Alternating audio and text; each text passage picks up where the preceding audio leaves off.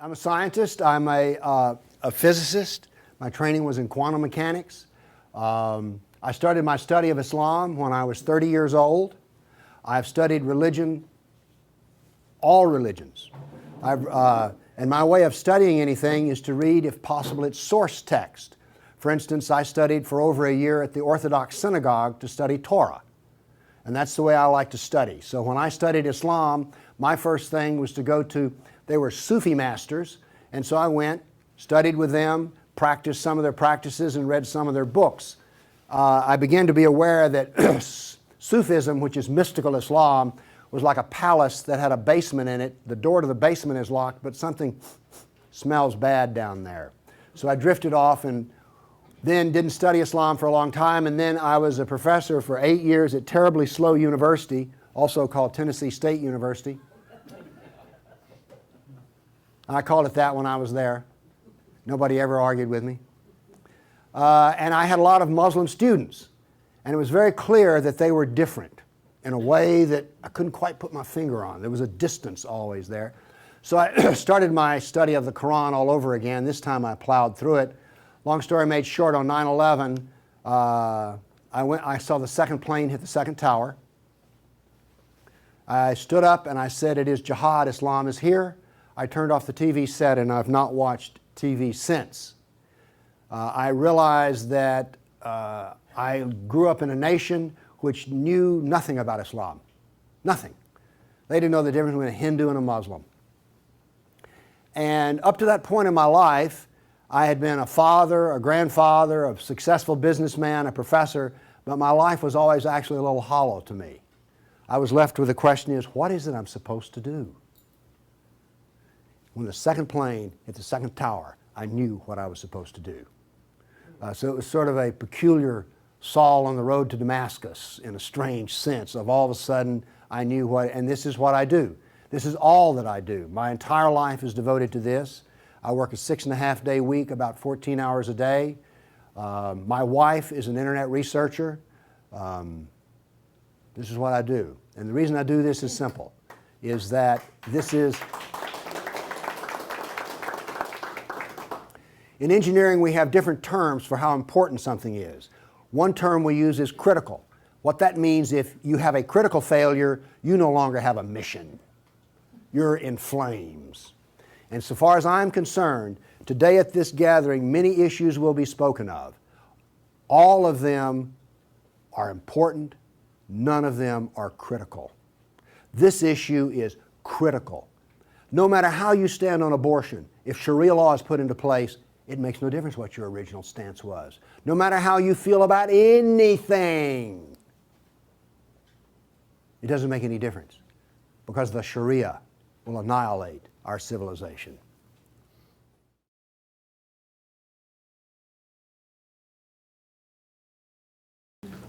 I was asked to speak today on the subject of radical Islam.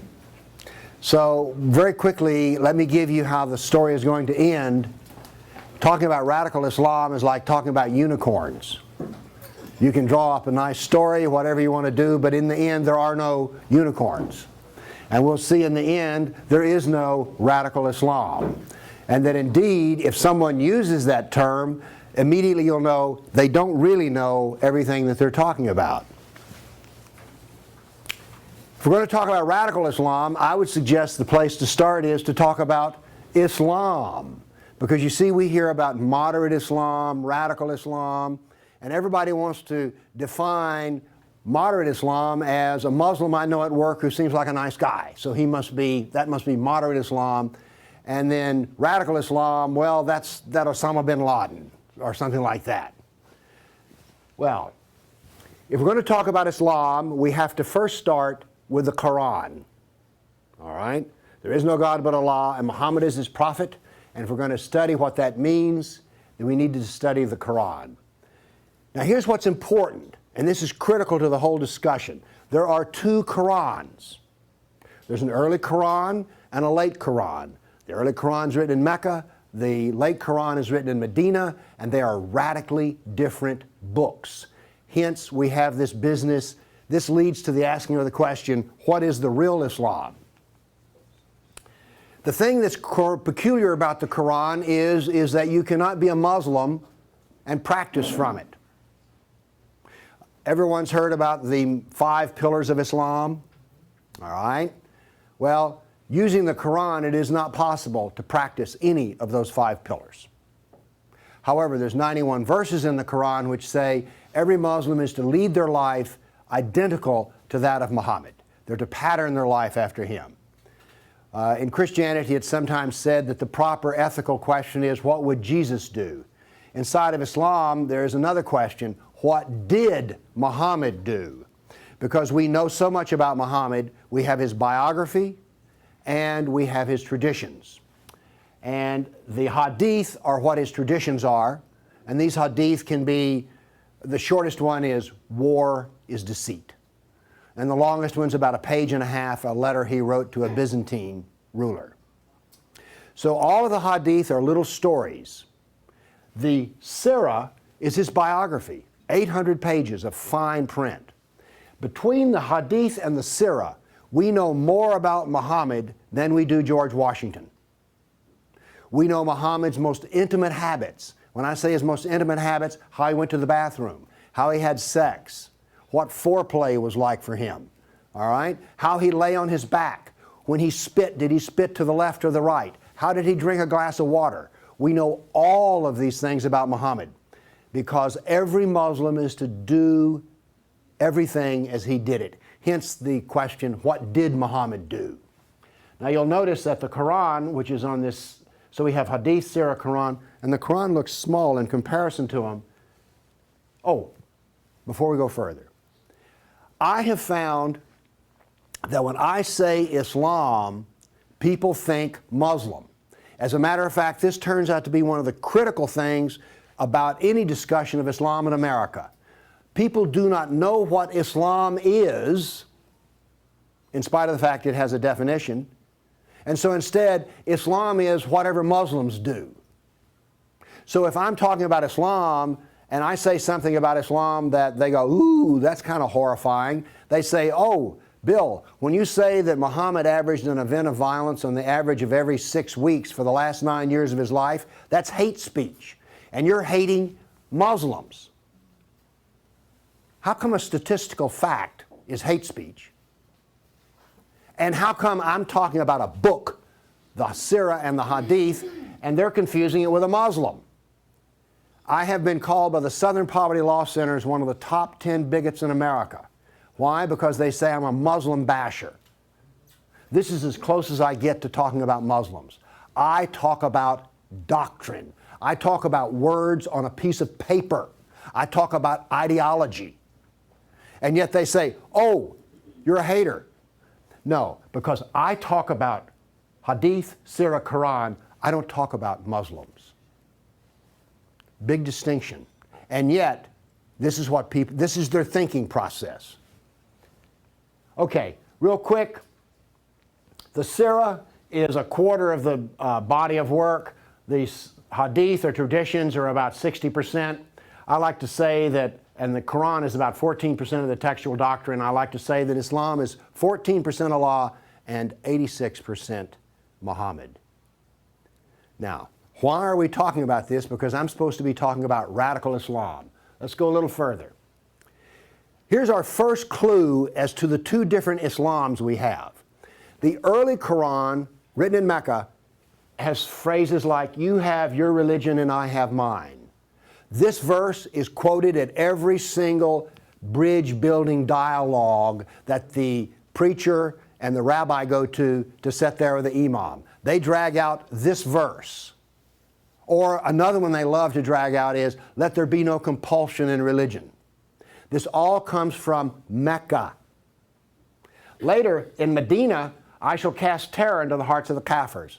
Kafirs are non-Muslims. I'm a Kafir, and I presume you are too. Strike off their heads, strike off the very tips of their fingers. I don't want anybody doing any of these things to me. The first part sounds like the First Amendment, freedom of religion. The second part sounds like terrorism. Jihad is what it is. Well, if you have a Western trained mind, your question should be popping up in your head, Well, which one is the real one? Which one is the real one? And the answer is yes, as we'll see. All right, if we're going to talk about radical Islam or moderate Islam, we need to define Islam. Here it is. Islam is the doctrine found in the Quran, the Sirah, and the Hadith. It's Allah plus the Sunnah of Muhammad, and the Sunnah of Muhammad is just what did he do? What is his perfect example? So Islam is Quran, Sirah, Hadith, or really the way I like it, Islam is Allah and Muhammad. Islam is not what Muslims do, because Muslims are like Christians. Do you think you can really find the teachings of Christ in everything that a lot of people who call themselves Christians? No. You'd wind up with some kind of funny Jesus if you try to work backwards from the Christian to Christ. Well, it's the same with Islam. Why go to Muslims? What you want to do is you want to go to Islam. All right. Real quick, we need to know this, because this is going to, everything hinges off of this. The Qurans and the Hadith and the Sirah devote nearly all of their time to how to be a Muslim? No. Most of what they're about is us. What to do to us, how to treat us, how to talk to us, how to persuade us, how to convert us, how to kill us. It's mostly about us. And this is where we diverge so much from, say, Buddhism as an example. The Quran, nearly 2/3 of it's about us. Muhammad's life, 81% of it is about us. The Hadith only is about 37% about us. The three sacred texts of Islam, over 50% of it is about us. And by the way, in essence, we've defined the Bible of Islam here as well. Let me make this clear. The Quran is not the Bible of Islam. It's one of three sacred texts. All right? Islam is not the worship of Allah, it's the worship of Allah and the imitation of Muhammad. And the imitation of Muhammad is more important than the worship of Allah. Okay, so that's about us, and here's why that's important. Political Islam is the Islamic doctrine that deals with the kafir, which is all I care about. I don't care about how to pray in Islam. I don't care about that at all. What I care about is how I am treated. Well, gosh, that sounds a little egocentric, doesn't it, Bill? Yeah, call it that if you want to, but I want to know the part of Islam that is about me. Political Islam. Because I am not included in the religion, nor are you. But you are included in this part of Islam. And this is why we're involved with Islam. If Islam were just Mecca, I wouldn't be here. I'd be in my wood shop, which is where I was on 9/11. Okay. Cast terror into their hearts. That's a verse about jihad. Now, you have been led to believe that jihad is, there's 2 or 3 verses, and then there's all that violence in the Old Testament. Okay? Well, first off, notice something about the jihad. In Mecca, there is no jihad. That is, in Muhammad's early religious day, there was no talk of jihad. It was let there be no compulsion in religion. Then he turned to jihad in Medina. Notice that 2/3 of his biography is about killing kafirs. And 21% of the hadith is about killing kafirs. This is not insignificant. Nearly 1/3 of the total trilogy is about jihad. Now, maybe we're getting a little insight here into maybe how we're going to be working around to radical Islam here, because quite frankly, jihad is radical, but it's very precisely radical. Now, there's something else about that we need to understand. Early Quran written in Mecca is very Jewish, pro-Jewish. Later, it's very anti-Jewish. And this we want to pay attention to, because it turns out that when we look at the anti-Jew text, it's a total of 9%, whereas Mein Kampf, the gold standard, is only 7%. Now then, here's the question. Is Islam pro-Jewish or anti-Jewish? Yes, it's both. Here's a growth curve. I'm a scientist and I've been a businessman. It's very interesting to plot growth. What do you notice immediately, even if you can't see anything, that this is two separate stages of work here. You have your early, you have your latter. In his early days, Muhammad preached the peace of Islam and got 150 people to follow him. 150 over a 13-year period. That's about 10 a year. He moved to Medina, where he became a warlord, a jihadist, and when he died, every Arab was a Muslim. Translation, religion was a failure. Peace was a failure. Jihad was an overwhelming success. Let's summarize it all. I call this dualism. Anti-Jew, Mecca, almost none, Medina, a lot. Jihad, in Mecca, none, in Medina, a lot. The growth, no jihad, and then all jihad. The Bible, you have your religion, I have mine, I shall cast terror. Let's go back to what I'm talking about. Radical Islam. Radical Islam is nothing more than the Islam of Medina. Moderate Islam is the Islam of Mecca. So that's this dualism that we have. Notice that everything I'm telling you about has nothing to do with people. It has to do with doctrine, words on paper. So, Islam is dualistic. There is Meccan Islam and there is Medinan Islam. One's a big smile and the other is I'll take you down however I can. Which is the real Islam?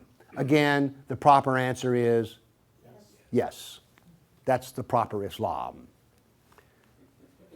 Radical Islam is Medinan Islam, modern Islam is Meccan, and of course, which one is real? They're both real. Here's why we want to talk about this. This is not an idle discussion. I have plotted the growth of Islam in countries where there is no Christianity left anymore. This is a plot of Turkey. Turkey used to be called Anatolia. It was the site of the 7 churches of Asia. Saul was from Tarsus. Tarsus was in Asia Minor, or Anatolia. Anatolia was Greek and Christian until Islam invaded. Whereupon the Christians in Turkey, or Anatolia, did not get a choice of convert or die. What they got was a new government based on the Sharia. Notice what happens to Christianity over the centuries with Sharia. Do notice that the bottom scale here is done in centuries. What happens to Christianity? Today, Turkey is 99.7% Muslim and 0.3% Christian, and the Christians are leaving and declining. This is what happens with Sharia law. This is what happens with political Islam. It is not convert or die. It is live under the Sharia. Christianity can sustain itself under communism. Christianity can sustain itself under Nazism. Christianity cannot sustain itself under the Sharia. Obviously, this fact is not well understood anywhere in the state of Tennessee, because when the governor made 2 appointments, one that talked about Sharia finance, and now then he has decided that the voice of Islam will be represented only by Muslim Brotherhood, American Muslim Advisory Council. My voice is not welcome. He has decided that the Sharia is here. What is the problem? Does every pulpit rise up in insurrection and say, no, the Sharia will destroy Christianity and will destroy politics as we know it in Tennessee? No.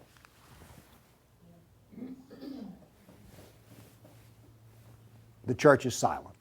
The church doesn't know anything's going on. And yet, look, the church will be annihilated by the Sharia. And the first mention of it coming on board is like, welcome, brother. We're all about tolerance. The Sharia will destroy the Constitution. The Sharia will destroy Christianity. And you go, Bill, come on. This is the buckle on the Bible belt. If that be true, let me assure you that the church's pants are down around its ankles. Because I'm only condemning 95% of the ministers, but they're asleep and afraid. I say I rarely meet religious leaders anymore. I do meet a lot of chief executive officers that run a 501c3 that has a meeting on Sunday morning. Again, I'm only talking about 95% of them. But this is what political Islam does. And by the way, it does the same to Buddhism. Afghanistan was Buddhist. It does the same to Hindus. Pakistan was Hindu. So where everybody's sitting around going, well, you know, this is not a problem. I've got this new Muslim neighbor. He's a nice guy. There's nothing to worry about. I'm not talking about Muslims. I'm talking about what the doctrine of Islam does. Okay.